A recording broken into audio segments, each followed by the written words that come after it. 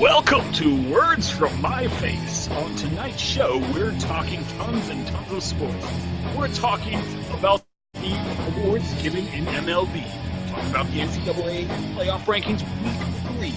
We've got LeBron James concerned about Kyrie Irving, and we're talking lots of NFL.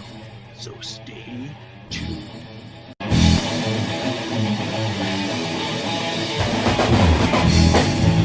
Was one of the greatest round ones of all time, of all sports, ever.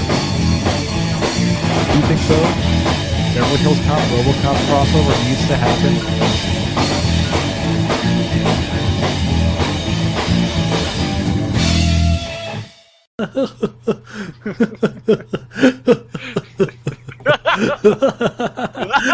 I'm keeping this part in. I'm really laughing. Now you're just hysterically fake laughing. Say it. Alright, I'm going to start us off. But what's going on, everybody? Welcome to Words to My Face. My name is Brian. With me, as always, producer extraordinaire Brendan. Yo. And we are the one and only home of the Chewbacca chainsaws. And Chewbacca is extra upset right now, and I'm with him. We were playing Destiny today. We were doing a solo strike to try to get the strange coins, and all of a sudden, the Bungie servers went offline while we were fighting the boss, farther than I've ever gotten in the boss fight, mind you. This close to winning, I was feeling it. I was on my run. And it's just so frustrating that they cut me off, and they're like, "Oh, server maintenance for the next 3 hours." Jerks. I had to do it right when I was getting my... How dare you do maintenance? How dare you? Well, and then I got back on after the maintenance, and I wish they never would have done maintenance because it's more glitchy and worse than I've ever had it in my life. Bungie, I'm looking at you to fix this. But that is not why you tuned into tonight's show. That'll be why you tuned into Monday's show for us to rant and rave about video games. Tonight you wanted to hear about sports, and I'm going to oblige you. Will you? Too much? Is this too much blinking? I'm pinned down! Okay. I don't know. Sometimes I just get stuck looking at myself, and I'm like, you look weird there. So, yeah. But so tonight, you know what we're talking about. We're talking about all the major sports. But let's start it off this week the same way we start it off every week, and that is with the Chewbacca Chainsaw of the Week Award. Sometimes it's not a bad idea for you to kind of get out of the screen when Chewbacca's trying to move his way in. He doesn't like sharing screen time. He does not. That's why I leave. And Brendan's smart. He knows he knows how to keep all of his appendages on his body, and that's not try to hog the camera from Chewbacca. And when I say hog the camera, you can't really hog the camera with Chewbacca. He just literally will chop off any part of you that's showing on it. So. Yeah, but let's give away his award for the evening. And so tonight's award goes to Clayton Kershaw. Now, I think he's won the most Chewbacca Chainsaw awards of anybody. And that is because he swept the awards this year. He's won both the NL Cy Young Award, given to the best pitcher in the NL, and he's also won the NL MVP award.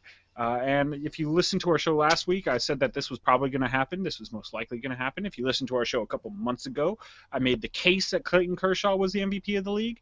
So, yeah, I pretty much called it. So, Clayton Kershaw, you can just send the check to me because I'm sure you'll get a pay bump for it. Or, I hear you're a video game fan. And not only a video game fan, but Brendan, you'll like this one. He was actually on ESPN last night, and he always brings a bunch of his high school buddies together when he does some of these announcements and stuff. And he said they were saying, "What are you going to do to celebrate your NL Cy Young?" And he said, "Well, maybe drink a few beers with these guys and play a lot of a game that we used to play in high school." And guess what that game was? Star Wars Battlefront 2. Close. That would be an awesome one too. But he was like Super Smash Brothers. Oh, there we go. That's a good one too. So he's going to be smashing it up all night. Yeah. So yeah, and the new one's coming out in a week, but that's not tonight. Yeah, but no, he said he's actually. I believe they're playing the N64 version. They're going classic. Oh man, they're going old school. Old school. I approve. I like the old school. So. That is. I knew you would, Brendan. I knew you'd appreciate that one. So let's go ahead and give him his award.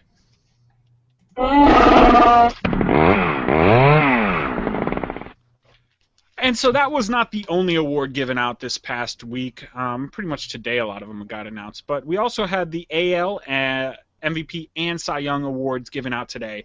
So this was kind of a surprise for me. I thought Felix Hernandez was going to get it.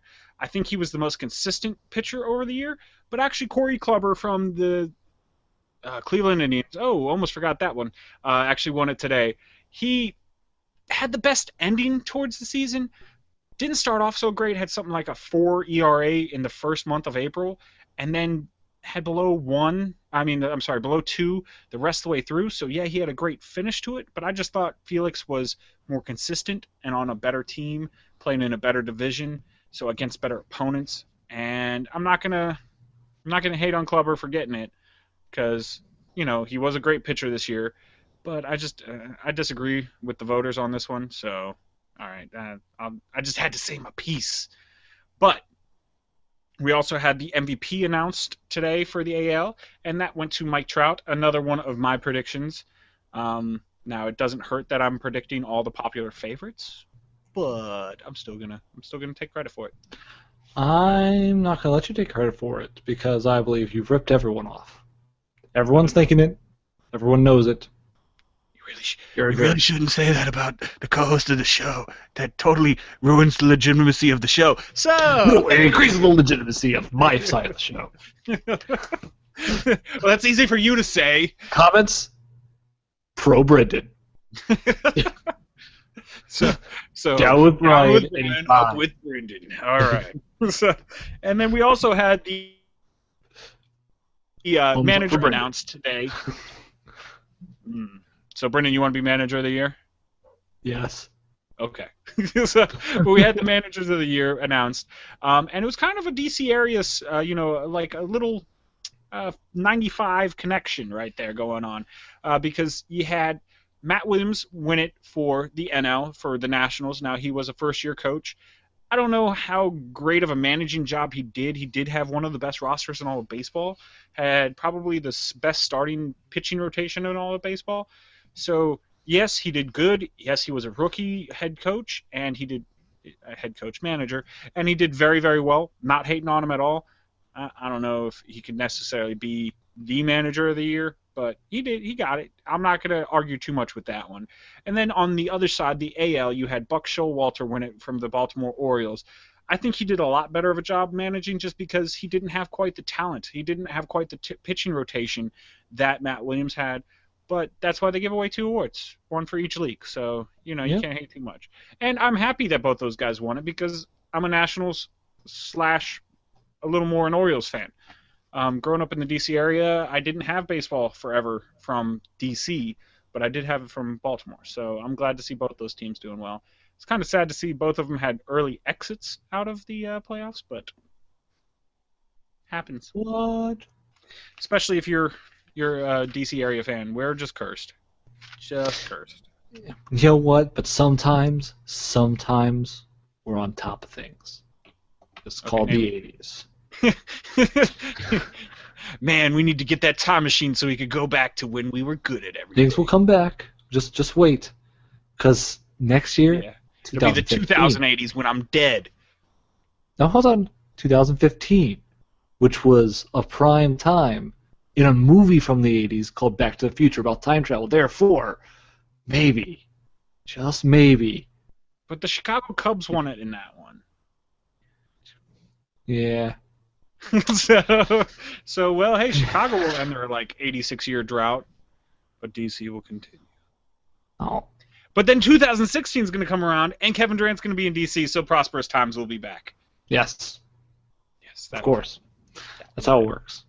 Yes. So, but let us know what you thought about the award winners from the AL and the NL. Hit us up in comments down below. Of course, at Words For My Face on Twitter, wordsformyface.com, Google Plus, Facebook. Always good ways of getting a hold of us. But let's keep on rolling down the sports train, and let's talk a little bit about the NCAA playoff. I don't know what to call this. The playoff rankings for the third week, because it's not week 3. It's really almost to the end of it. Isn't it really Isn't it just the rankings in general? Yeah, but it's that will determine who gets in the playoffs. It's the third week that they've come out with these rankings, so it's like the third set of rankings. I don't know. We're just gonna call it NCAA playoffs rankings as of right now. How about that? Yay!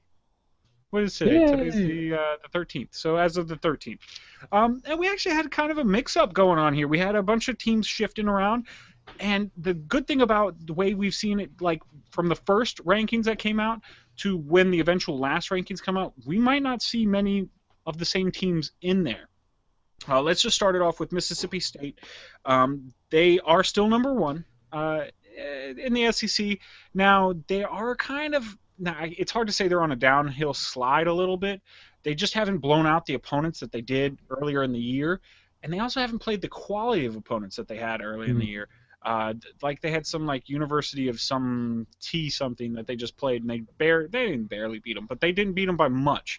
And it's just kind of interesting to see now. They're Showing their fatigue late in the season. It could be. It really could be. And they're also not that experienced. It's a relatively young team led by junior quarterback Dax Prescott.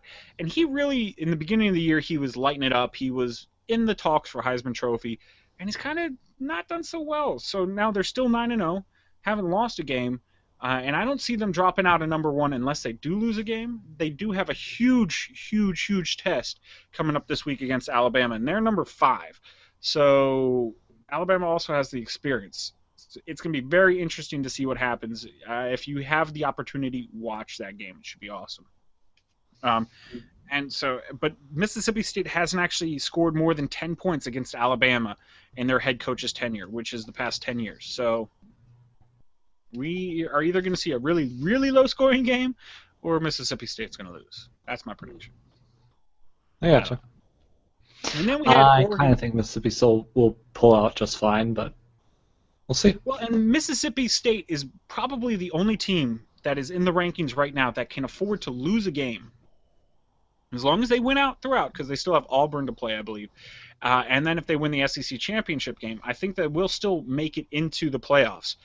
But there's no other team that can lose right now and still expect to make it into the playoffs. So honestly, it again comes up though too that they really should have a larger playoffs than 4 teams.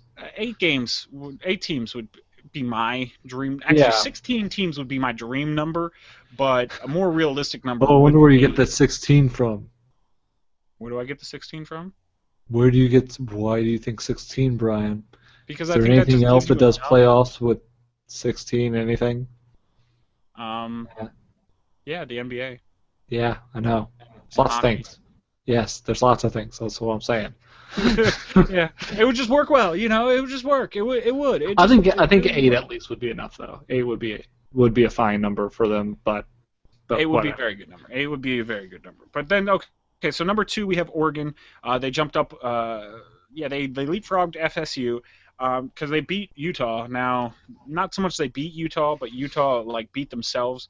I can't remember the name of the player, but Utah was about to go up 14-0. They had a wide receiver running into the end zone, and he decided to celebrate about half a yard before he made it into the end zone, where he threw the ball up or dropped it down or something like that. And I think he spiked the ball. Spiked the ball the foot before or something like that. Yeah. And Oregon picked it up and ran it back for a touchdown. Utah would have gone up 14-0 at that point. Instead, it was a 7-7 game, and Oregon went on to win 55-17. So, wow, that guy blew it. Well, that kind of difference, though, kind of says maybe it wouldn't have mattered, but maybe it would have. It would have been a huge momentum shift right there. Yeah, that's a huge momentum shift right there. And now I do got to say this about Oregon: they do have the highest strength of schedule of all the teams in the top 5 right now. So it's not like they're playing cupcakes. They're going out there and playing a lot of good teams. And that Pac-12 division is excellent, with Arizona playing well, Arizona State playing well. Utah, despite the loss, is playing well. Stanford's there. You have who just crept in. Stanford's not doing great. UCLA's playing well this year. The Washingtons are on a down year, and Oregon State's on a down year. But the majority of that Pac-12 is playing really well. So, and then you have FSU dropping. Florida State dropped to number 3, and a lot of people are like, well, how do you drop in the rankings if you don't lose? Well, it's because you don't play quality opponents. They've gone out and played easy opponents, and it's not necessarily their fault. The ACC is horrible this year. Duke is in the top 25, because Duke's playing well, but Duke, they're good at basketball. They usually suck with football. So, you got to go out and you got to schedule the harder teams out of conference to really justify being a number one. Had they played one or two other harder teams, maybe they would still be in number one in the whole rankings, because that's how they started off in the beginning of the year. And all they've done is kind of take a steady drop back. Now, from 1 to number 3 is not that huge of a drop. They're still in the playoffs. But let's say this was still a year where only the top 2 teams went. A lot of people would be in an uproar. Oh, FSU hasn't lost. They shouldn't drop. But again, they haven't played the quality of opponent as the Mississippi States or the Oregons. So you have that. And then you have number 4, and like I said, that was the teams to watch, because TCU was number 6 last week, I believe. They played Kansas State at number 7, and so they won, and they actually jumped Alabama and made it into the top 4.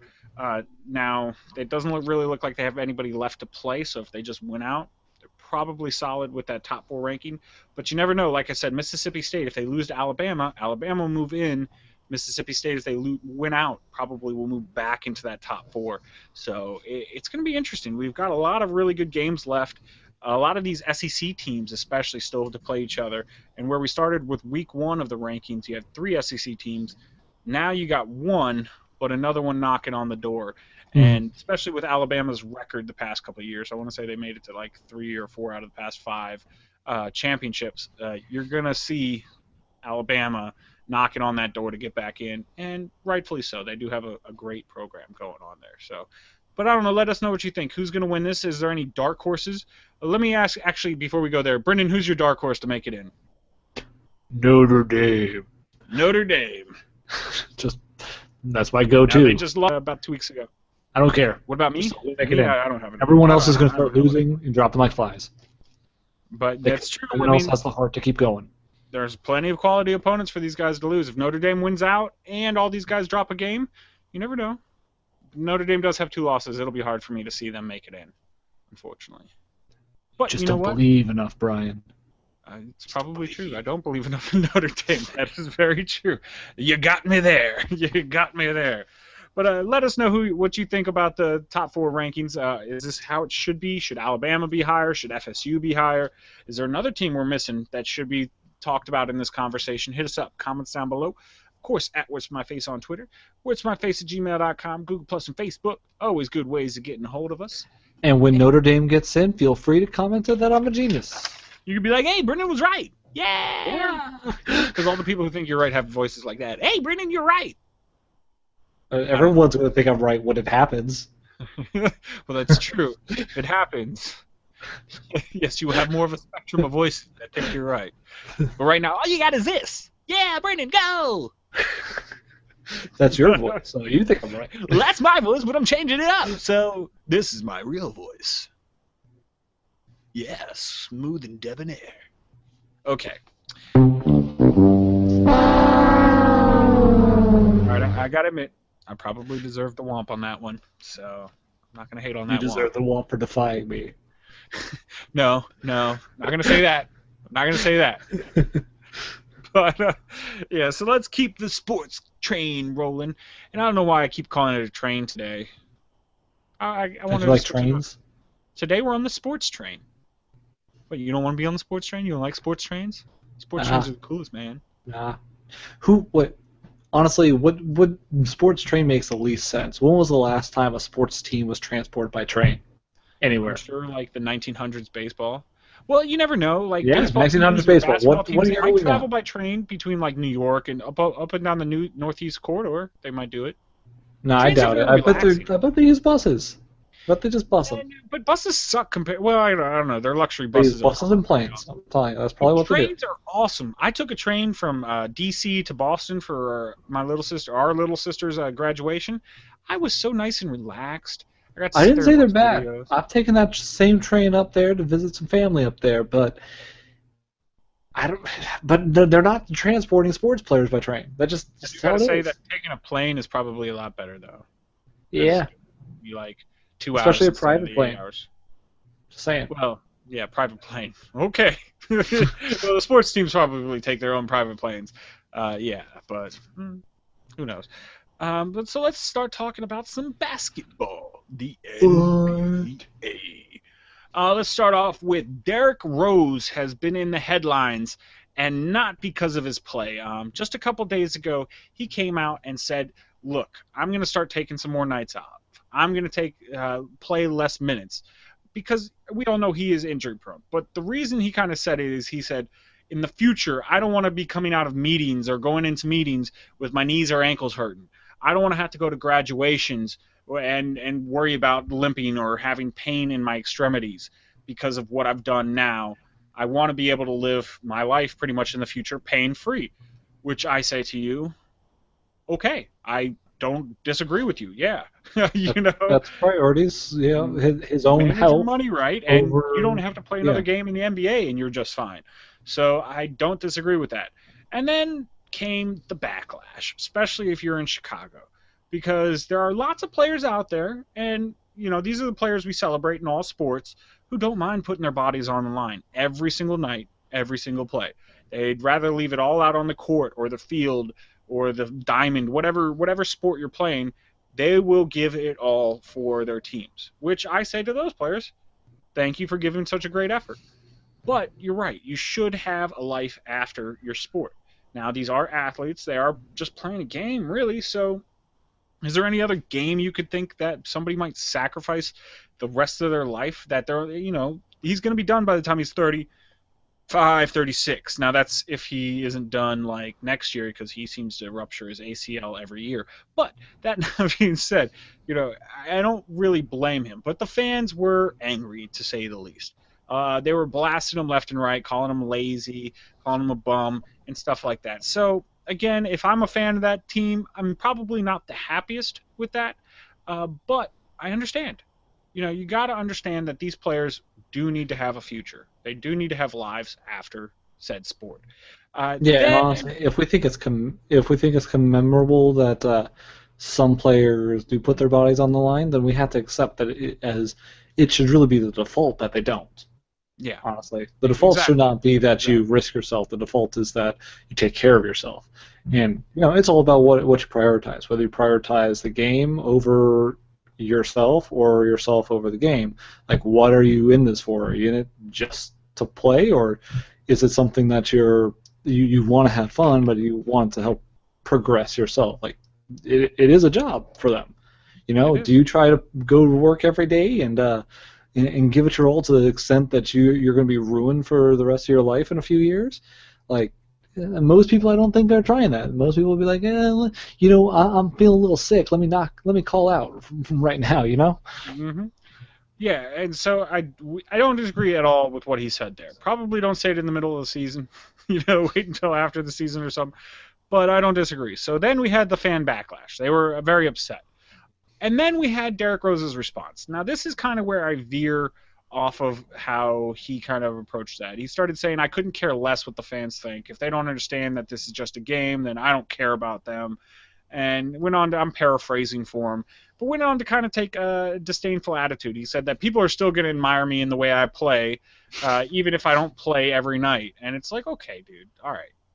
I think you should have just stopped with, hey, I got to live my life. I got to have a life afterwards. And what's the point of making all this money playing a game if I won't be able to enjoy it with my family?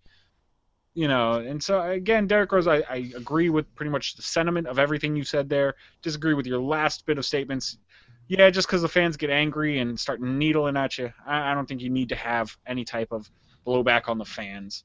Again, they are the ones who pay your salaries. So if they get a little upset, they're not running up to you in the street and screaming in your face. They're just putting something on Twitter. Turn off your Twitter or something like that. Yeah, I mean, it might not have been the best PR way of saying things, but I can understand where the guy's coming from. Like, people are getting angry at him for sitting out a few games to take care of himself. The people that think that essentially are treating him as, I don't know, just a toy for them. Like, he's perform for them. I don't know, a circus monkey or something like that. That they want him. They don't care if he's going to get hurt. Whatever. Screw you, man. Go do your job. Mm-hmm. Regardless. So I can understand him being pretty upset about that, and I would see that that's really where that I don't care what the fans are saying comes from, because He's not going to care. He doesn't care if they're going to be upset about it. He needs to take care of himself, and that's legit Well, yeah, too. and I'm not saying he shouldn't And I take can care see of why he would be angry at them for that, because like I said, they're saying like, no, you're a circus monkey. Go do your job. Go do whatever. We don't care if you get hurt. So I would be okay, a so little bit I'm bitter going to about put it that this too. way. He is kind of a circus monkey. But I do think they should care if he gets hurt. That's how I'm going to put it. Yes, he is a commodity, but you should not want. It's like a pet. You want your pet. It's there for your enjoyment, but you should take care of your pet. And I'm not saying Derrick Rose is an animal. I'm not saying any of that because I agree with him. He should think about his life after basketball, but he is there to entertain. So fans, whereas they should not, want them to break their entertainment. He is not a toy. He is still a human being. He is an entertainer. It's kind of, I totally agree with Derrick Rose with his comments. I mean, and I just said that, but I agree with his comments on he should not, have to sacrifice his life after his career. And I disagree with the fans quite blowing back at him. But again, you are an entertainer. If somebody's upset with your stuff, that is kind of what you're getting paid for, to deal with said stuff. Just let it blow over. Let that roll off your back and keep doing what you're doing. Because what you're doing is the right thing, and you should not have to come out and stoop yourself almost to their level to justify what you're doing. Because I agree with him. He's doing the right thing for himself, for his family, for his future. Just, be above the people who are criticizing you and just let it go away. That's all I got to say. I'm just saying that I understand the kind of the anger and bitterness to give that kind of blowback, and maybe not the best PR move, but yeah, again, yeah, and let's just say somebody put something really nasty about me in the comments. I'm probably not going to say anything about him, though. I'm just going to let it roll off my back because I am the circus monkey right now. I am trying to be out here dancing and performing. Hey, if you don't like what I'm doing, if you're putting stuff down, okay, well, at least I'll say something. I'll say I Brendan agree with everything they say. So put your hateful comments in the comments below, and when Words from My Face agrees with you, know that it's Brendan. But I don't know. I do think Brian looks like a chip. Well, it was a metaphor, but okay, fine. No longer a metaphor. Can't tell the bag. But let us know what you think about the whole Derrick Rose situation. Do you agree with him? Do you agree with us? Do you agree with in the middle? I guess we're agreeing with him, so you would agree with us if you agreed with him. But just hit us up. Let us know your thoughts on the situation. And if you want to hatefully comment about me and watch Brendan agree with you, put that down. Put that down below, too. Hit us up. Of course, comments down below. wordstomyface@gmail.com, wordstomyface.com, Google Plus, Facebook. Always good ways of getting a hold of us. Let's keep on the NBA, and I'm going to say it again, train. That's the theme of the show, is trains. Do we have a choo-choo? We don't have a choo-choo. We'll get a choo-choo. Okay, Kevin Durant talk. No, not really. It's not really Kevin Durant. When he comes back, trust me, I'll have a Kevin Durant rant, but he needs to take a break from everything. So, but I want to talk about the Wizards. Yay, hometown team. They are having the best start to a season in the past 39 years. Think about that, 39 years. Now, they only started 6-2, which is a really good start, but it's not like, oh, my God, that's the best start ever. But that's the best start they had in 39 years. And I attribute almost all of it to the stellar play of John Wall. Now, if he is not a starter on the All-Star ballot this year, I will be very angry. I don't even know what I'll do. Maybe I'll burn all the ballots that ever went out, even though it's done by email, so you can't burn emails. I will figure out a way to physically print out all the emails and burn them. Burn the hard drive. Stellar. He's had 4 double-doubles in the past 8, done it all.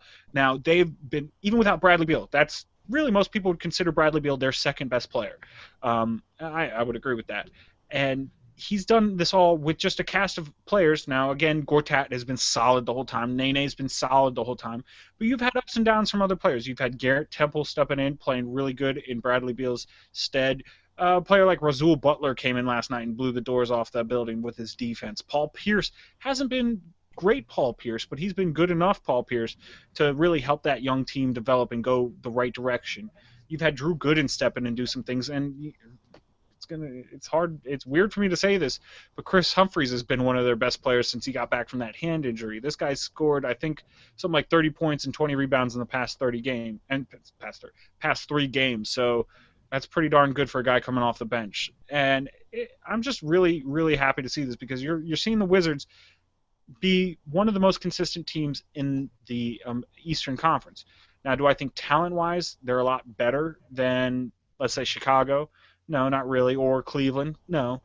But their consistency is. And if you know you can count on these guys stepping in every night and playing the same play, and they're deep. They're really deep. They can go 10 players deep and not, well, drop off a little bit without John Wall, but really not miss a beat. You can't say that about almost any other team in the East. The only other team in the East that has really shown the same type of consistency is actually the Toronto Raptors so far this year. And that's another young team that's developing, doing very well doing it. DeMar DeRozan has really been spectacular so far this year. But yeah, I'm just so giddy, so happy that the Wizards are doing well because I am too. We don't get that much around here. We don't. We did well last year though too, so. Yeah, but we weren't consistent last year. We had our ups and downs. I want to say until the 3/4 mark of the season, we hadn't been over 500. We would make it up to 500, and then we dropped 3 games below. I think we started off 0-7 last year too, and we'd make it up to 500, and then drop 3 games below, and then up to 500, and then 5 games below. And then finally we broke over the 500 mark, and we actually ended up with a decent record. They landed with the 5th. No, they were the 5th seed in the East, so that was pretty good. And really, like I said, it's the consistency. Derrick Rose isn't playing as much in Chicago, so when he does play, when it does come to crunch time, is he going to be able to shake that rust off as easily? You see a little things about Cleveland going on. We're going to talk about that a little later. But other teams that we thought would be good, like New York Knicks, they started off really good, and they've done absolutely horrible, 5-game losing streak. And then you have teams like the Pelicans. Now, I do just want to mention this. Anthony Davis has played spectacular. He is the one eyebrow wonder. That's because he's got a unibrow. So that's his new nickname for me. The one. That's eyebrow what you're gonna go. That's what you're gonna go. One eyebrow wonder. Yeah. You make fun of him because of his unibrow. It's kind of how you are, Brian. That's how low you stoop. I'm trying to compliment him now. Let me finish complimenting him. I'm complimenting him. All right. First of all, he's played amazing on offense. I think he's averaging around 20 points a game. He's averaging around 10 rebounds a game. And this guy probably is averaging around 4 blocks a game. Anthony Davis has led the Pelicans now. Not a great record, but they're about 4-3 right now. I did not think I'd say that about the Pelicans. And they're playing in the Western Conference, which is a really, really tough conference to play in. Yeah, I know I jumped from East to West, but I did want to talk about Anthony Davis and how spectacular this guy's playing. I saw a game last night with him, and he got like 5 blocks. And it's not like the 5 easy blocks. This guy's just going nuts getting these blocks. He's jumping like on 3-point shots and jumping up and blocking them. I mean, he's just a stellar athlete. I did not think he'd be that good when he came out. I want to say he came out of Kentucky. So, yeah. Congrats to you. But let us know what you think about the Wizards or Anthony Davis. Hit us up. Comments down below. Of course, at Where's My Face on Twitter. Where's My Face at gmail.com. Google Plus and Facebook. Always good ways of getting hold of us. And let's move it on to our final NBA story of the night, and that is with the Cleveland Cavaliers. What? Why'd you don't like the Cleveland Cavaliers? Why? Cleveland. Cleveland Cavaliers. They have LeBron James again. We're Forrest Gumps. Cleveland Cavaliers. I would like to see Tom Hanks just say that name. It would be funny to me now. But yeah. But apparently LeBron James is concerned with the play of Kyrie Irving so far. Now, Kyrie Irving is I'd be concerned too. 24-year-old point guard, the third-year point guard out of Duke. And what really is concerning LeBron James is his lack of sharing the ball. Now, after their blowout loss to the Trailblazers on Tuesday night, apparently LeBron and Irving had some words. Not necessarily like, you suck, I hate you, get off my team, like type words, but some criticisms were passed. And so bad that Irving decided he was just going to storm out of the locker room, not necessarily talk to anybody. But then when you hear some of the blowback after, well, the aftermath, when you hear about the aftermath of it, a lot of people said it was more of a constructive conversation. It was LeBron stepping into his mentoring role that he is now, because he's like the veteran. Well, I mean, yeah, he's been in for about 10 years. So he's the veteran of that locker room. He's, you know, the experienced one, the one with playoff and championship experience. And he pretty much sat him down and said, look, dude, you're good. You're really good. You can score the ball. There is no denying that. But you are the point guard of this team. I'm here. Kevin Love is here. We can score too. So if all you're going to do is hold on to the ball and not let us get a shot, what's the point of us being here? You're really going to waste the talent you have on the roster, which, you know, I hate to say it, but I totally agree with LeBron James. Looking back at Kyrie Irving's last 6 quarters, he has not had an assist. Not one assist in the last 6 quarters. That's the game and a half. That is not right for a point guard. Point guard, your position is to involve everybody else on the court. If nobody else is getting involved, if you have to, then you score. But that is your secondary option as point guard. First option, if you ask me who the 2 best point guards of all time are, I'd say Magic Johnson and John Stockton.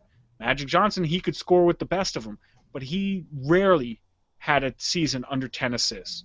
John Stockton, not the greatest scorer in the world, but if you needed him to make a shot, he could. But that is the league, the career all-time leader in assists. These guys involve their entire team, and that is what you're supposed to do. Now, a lot of people compare the point guard to the quarterback of a team. Now, it's not quite that important, I wouldn't say, but it is close. Because if you don't have a good point guard dishing the ball out, then you have 5 individuals instead of one team on the court. So it's very, very important. Now, Irving is averaging something like 3.8 assists a game. And again, you put me in as point guard for that team, I bet you I average more. Number 1, I don't dribble very well. Number 2, I can't score, so all I would do is pass the ball. But, you know, I would get in there and average at least that many assists because I'd say, oh, I got LeBron James on my team. Here you go. Oh, I got Kevin Love. There you go. Oh, you know, it's just get them more involved, and you'll see this go away. And that's going to be part of the development of the Cleveland Cavaliers as we have them, you know, probably for the next couple of years. If we don't see Kyrie Irving get better, we're going to see him get traded. If he does not learn how to get the ball out of his hands and into the hands of some of the other playmakers on the court, and I'm not saying you can't average 20 points a game. That's just fine. But don't go out there and try to average 30 points a game. There is a reason LeBron James is one of the most highest paid players in the NBA. It's because he's the best. Use him. You will win the championships if he wins the championships. You are on the same team. Maybe you take a little bit of the spotlight off of you and you let it shine to other places. But you know what? It was going to shine on LeBron James anyway. It just didn't make any sense why he's not using the tools in his toolbox, you know? I mean, that was the point of LeBron James going back. Like, if you didn't think LeBron was supposed to be the star of this team, where have you been? Like, that's been the entire story of the NBA for the last and if he wasn't going to use LeBron James, you know, it's almost looking like they might have been better served trading Kyrie Irving instead of Andrew Wiggins. So, you know, I do think Kyrie Irving is a smart player. He went to Duke. Coach Krzyzewski does not bring in stupid players. He's a smart guy. He will turn it around. How long it takes him to turn it around and if they will have the patience for him to turn it around is the other question, though.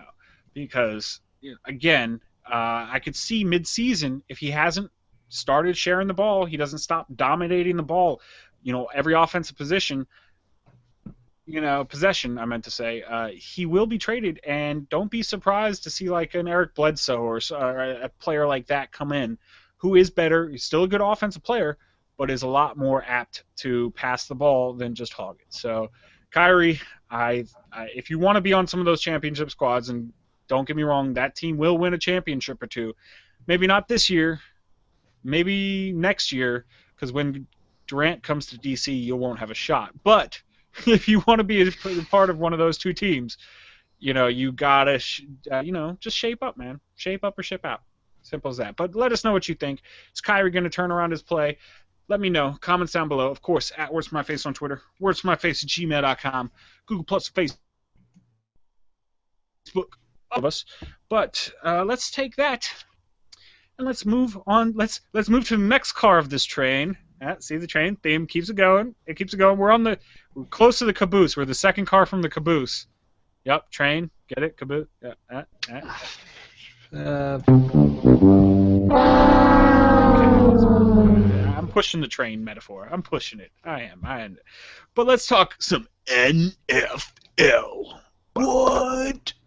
And let's start off with Michael Vick has become the first quarterback to rush for over 6,000 yards in his career.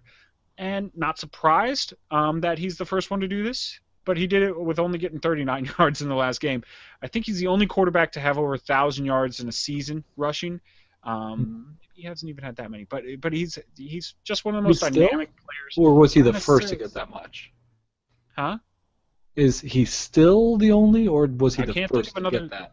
I really can't think of another quarterback who's had over 1,000 yards. I would just think that among some of the heavy rushing quarterbacks from the last 3 years, one of them would have made it. Like RG3 got something like 800 yards his rookie year. Cam Newton did about the same his rookie year. But both of those quarterbacks, well, we all know what happened. RG3, he's taken a big step back in his rushing. And Cam Newton hasn't quite been out there putting his body out there as much. But we really haven't seen it come from any other players. So, congrats to you, Michael Vick. Your career's been up and down. You've had some pretty downs. And, he's not the Super Bowl caliber quarterback that he might have been his third or fourth year in the league. But, he's trying to piece it together. And the Jets did beat the Steelers this past weekend. The 1-7, or I guess now 2-7 Jets beat the 6-3 Steelers. So Steelers are having an interesting year. But that's another topic for another time. But so congrats to you, Michael Vick. Actually, let's talk about the Steelers. How do you lose to the two worst teams in the league, pretty much? Now, if they played Oakland, you'd probably lose to them too. But the Steelers have given the Tampa Bay Buccaneers their only win this year, and they've given the Jets their second win. After Ben Roethlisberger goes out and throws 12 touchdowns in 2 games in a row, how do you lose to such a team? And it just makes me think back to a couple weeks ago when I heard former Steelers players and a former Steelers coach call this team soft. Now, if you don't know anything about the Pittsburgh environment with football, you know that is probably the biggest insult that they could give them. And Bill Cowher was one of those coaches that came out and said they were soft. I believe Hines Ward was the other one. And that is just rough. Now, they're turning themselves from the traditional defense, bust you in the face defense and then grind you out with the running game to a finesse team. And I don't know if that's good for the city, but they are still winning games. They're 6-4. They're not doing bad. So can't hate on them too much. They are playing in the best record-wise division in football. So, well, to spin it positively, it might be just another show. It might be just another show of the level of parity in the NFL. It really isn't any given Sunday. Anything can happen. There's no guaranteed wins ever. Yeah, well, that's very true. That's very true. There's never a guaranteed win. But when you have a team that's on the rise like the Steelers were after those 2 amazing weeks that they had, and to be brought down to earth so far, so fast, is pretty amazing. Now, do I think the Steelers are as bad as the Jets or the Tampa Bay Buccaneers? Absolutely not. They're leagues above them almost. But you're right. It might just have something to do with the parity. If they're on their game that week, whatever. What can you do? It would. I guarantee you that the Broncos or the Patriots would never get worse.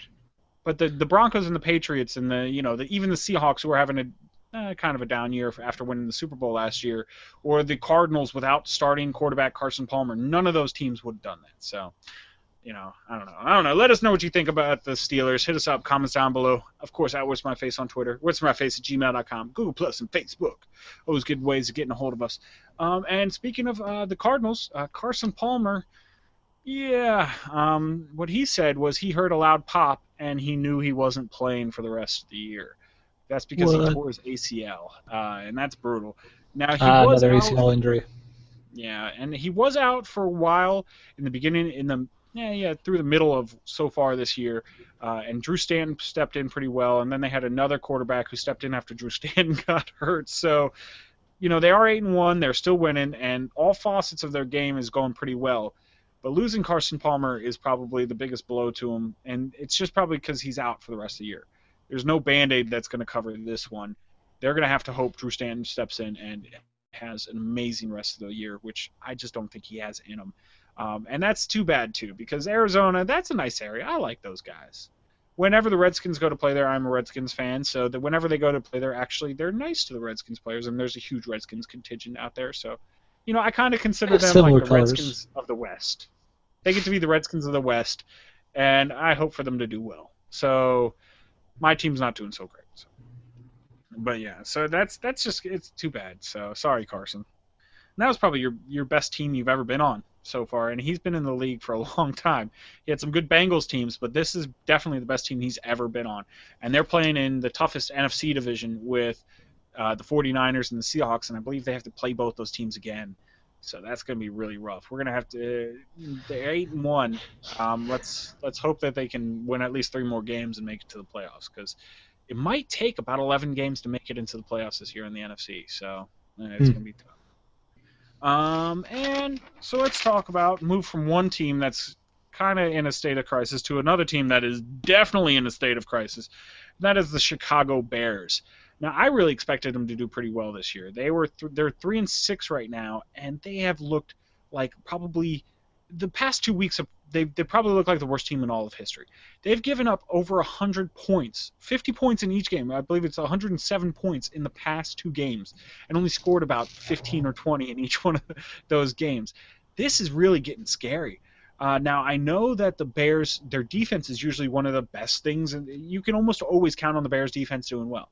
Now, everybody be like, well, their entire secondary is out. Yes, they are. Their entire secondary is out. You have Charles Tillman. I believe both their starting quarterbacks are out. So they have one starting safety from the beginning of the year that is still playing there. But you still have a good front seven, or you should have. They did lose Julius Peppers this year. But, I mean, come on. What is going on with the Bears? Mark Trestman, you got to do something before you get fired, dude. And then the other thing is their offense, which should be spectacular, because Mark Trestman, he's the offensive genius. They have Brandon Marshall, they have Afshalon Jeffrey, they have Matt Forte, they have Jay Cutler. Those guys are looking horrible too. Brandon Marshall came out last week, I believe, and was just totally railing on Jay Cutler. And it's never a good sign when your lead wide receiver rails on your quarterback. And these two guys have been together for a long time. Brandon Marshall and Jay Cutler started their career together in Denver, had some great first couple of years. Then they kind of parted ways when Cutler went to Detroit and Marshall went to the Dolphins. Then Marshall, wanting to get back with Cutler, decided to make the move up to Chicago. So when he's going off on your starting quarterback, it's not good. No. It's just one of the big surprises, I'd say, of the season. It's just kind of crazy that it's going downhill so far, so fast. I mean, I can never remember ever seeing a team give up back-to-back 50-point losses. 50-point games against them. That's just absurd. Just absurd. Now, one of them was against Aaron Rodgers, and Aaron Rodgers is playing amazing. But still, that's crazy, man. Crazy. It's a crazy train. All right, I had to throw in another train. Although that's not really a matter of your wide receivers or anything. If you're giving up 50, that's your defense just playing terrible. Well, that's part of your. If the wide receivers and the quarterback are making completions and moving the ball, then your defense isn't on the field for long enough to give up 50 points. That's I want to true. say they're also However, they had their kick 50 returner. points is a lot to give up. Your defense really needs to be able to prevent that, even if they have to be on the field the whole game. I mean, at the pro level, they need to be able to pull through, even if the offense can't do anything. Granted, I don't disagree with that at all, but it also helps if you don't give up 50 points if your offense is doing their job, or at least doing half of their job, or a quarter of their job. How many times have I seen a team with a horrible defense and a horrible offense and still not give up that many points? It's just both sides of the ball have to be going downhill. They have to be playing very, very poorly for that to happen. It just does not happen that often. And 50 points in 2 weeks, that's 2 weeks in a row, that's pretty crazy. And then they also had their kick returner set a record. I believe he had something like 12 kickoff returns in one game. And that just means you're getting scored on a lot. So I don't know. Let us know what you think about about the Bears. Are they not? Are they kind of screwed? Hit us up. Comments down below. Of course, at Where's My Face on Twitter. Where's My Face at gmail.com. Google Plus and Facebook. Always good ways of getting a hold of us. And one last NFL story. I know we're running a little bit late, but one last NFL story. I just wanted to mention Charles Grant just got fired. He is the former defensive tackle, most predominantly of the New Orleans Saints. And I want to mention this because it happened at Bowie State University, which is about 30, 45 minutes away from where I'm sitting right now. Now, he was the volunteer coach of the football program there, and he got fired for body slamming a student. That might not be appropriate. Yeah, not too appropriate at all. And now, don't get me wrong. I know teachers have to put up with a lot of stuff, and there are a lot of saintly teachers out there, and there's a lot of not that good teachers out there. But most of them know to draw that line. Now, I've been in school. Draw the line at before body slam. Before body slamming. Before body slamming. But yeah, and I'm sure there's even back plenty when of you students. could hit the kids, they didn't usually body slam. Just Yes. not And that I I've went to heard. the Bowie area, and there's some characters out in Bowie. You know, I'm not saying all of them, but there are some characters out there that might be able to get on the nerves of a coach. But it doesn't matter what they say, it matters what you do.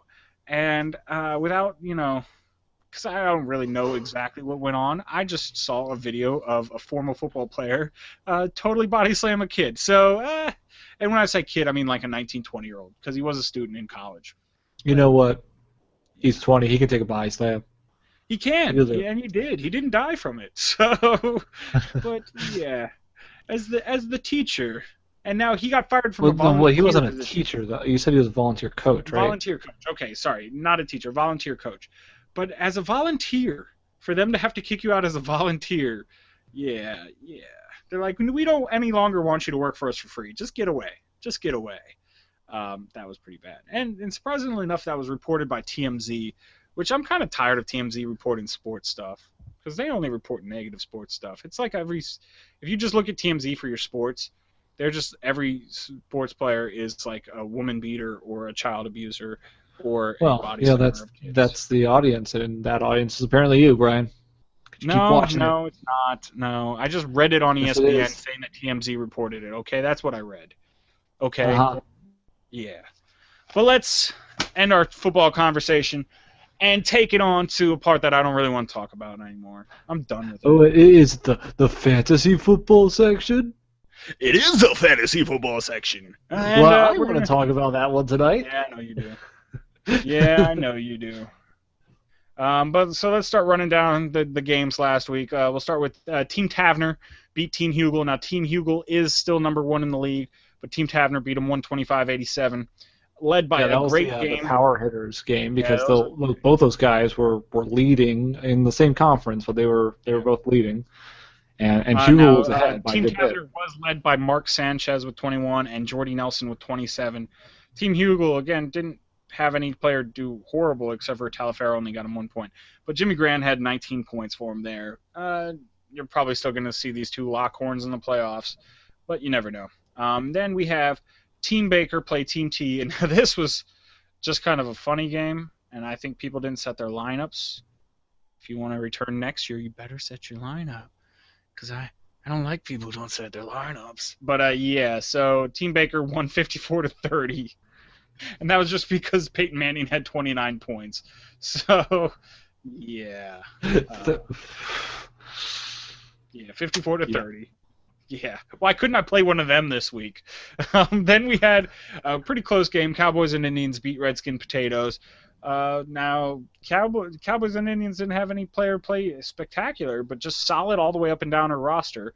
But you did have Cowboys and Indians had Des Bryant with 27 points, so that was a pretty good play. Now, it does look like she had Aaron Rodgers on the bench instead of Ben Roethlisberger, and Aaron Rodgers had 36 points last week, so she could have won by a lot more, but Cowboys and Indians still did win that one. Then we have, all right, I'm just going to go to me. Team Crawford, you all know him. He was on our show. Beat me by 1 point. 1 point. 77-76, and the reason he beat me by 1 point, you want to know what that reason was? Is because the Green Bay Packers blew out the Bears so bad that they decided to sit their starters. Eddie Lacy needed 2 more reception yards or 10 more rushing yards, and I would have won because if you tie the game, the home team, and I was the home team with this, wins the game. It's just very frustrating. Carson Palmer, I had him starting. and he got hurt in the middle of the game, tore his ACL, only had 7 points. It's ridiculous. Julius Thomas had a good game for me with 18. Man, I wish I would have put Torrey Smith in there because both my wide receivers got 2 points, A.J. Green and James Jones, you jerks. I'm probably out of the playoffs right now, and this is my league for my show, and it's very embarrassing. It's very annoying. All right. Good job, Team Crawford, you jerk. And then let's talk about a person who's looking good for the playoffs, and that's you, Brendan. You whooped up. You were the lead scorer, I believe, for this week with 133 points. Your roster just up and down, totally killed it. Let's start with Colin Kaepernick only at 12. You could have put in Tony Romo and done better than that, but you still won. You did have 40 points out of Marshawn Lynch behind 4 touchdowns and 140 yards. Justin Forsett had 23 points for you. You had your defense scored 31 points for you with 31 Philadelphia's defense. I would like to note with Philadelphia's defense, like going into the week, I was projected for a loss for a lot lower, but I was looking at it at certain points, and I was like, what? You're projecting that the Philadelphia's going to get 5 points as the defense? Have you been watching them? No. The Philadelphia's getting much more than that. They're skyrocketing, and they did. Yeah. And now it's not like usually I go position to position and see where you really whooped them, but like the Arizona defense had a stellar 27 points, so it's not like that defense really let them down. It's just he had Cutler and McCoy and a bunch of people not really do anything for him. So, yeah, you're 6-4. You're looking like you're going to make the playoffs, and I'm looking like I'm not because I'm 4-6. Yeah, that was a defining week too because that put me into the lead, and put the guy that was right next to me previously. I'll side up with him, put me up, him down. You went down, so that puts me in a nice position. Yeah, on our side of things. So. That's the Words to My Face Fantasy Football League. We do it on ESPN, so you can check it out. Anybody can go look at it, see what's going on there. Yeah, and that's going to be about it for the show tonight, and it ends on a down note because I'm out of the playoffs pretty much. There's a couple more weeks left. But there's 3 more weeks because I believe the playoffs start in week 13. Actually, you don't have that bad of a chance right now because I beat the other guy that was vying this week. So, but I have to win out and get help. I don't ever like having to have to get help. I'd like to just be set and ready to go. So, well, not everyone can be me. All right, whatever. But as always, I'm Brian. With me, as always, producer extraordinaire Brendan. You. And we're gonna headbang our way out of this joint. After we talk about how well I'm doing in this, we're not going to talk about that anymore. I gave you the last spot. I always take the last spot for the games. I gave it to you. That's all you get. All right. That's all you get. All right. We're going to head a bigger way out of this place.